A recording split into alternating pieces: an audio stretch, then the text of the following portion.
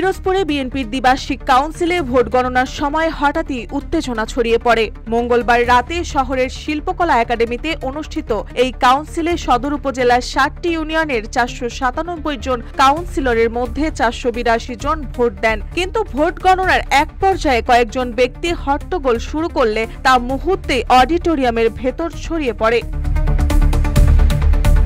বিশৃঙ্খলার মাঝে কয়েকজন ব্যালট ছিনতাই করে নিয়ে যায়, ফলে ভোট গণনা বন্ধ হয়ে যায় এবং স্থগিত হয় ফলাফল ঘোষণা। এ বিষয়ে কাউন্সিলরের প্রস্তুতি কমিটির আহ্বায়ক কাজী রওনাকুল ইসলাম টিপু জানান, বিষয়টি নিয়ে দলের কেন্দ্রীয় নেতাদের সঙ্গে আলোচনা করে সিদ্ধান্ত নেওয়া হবে।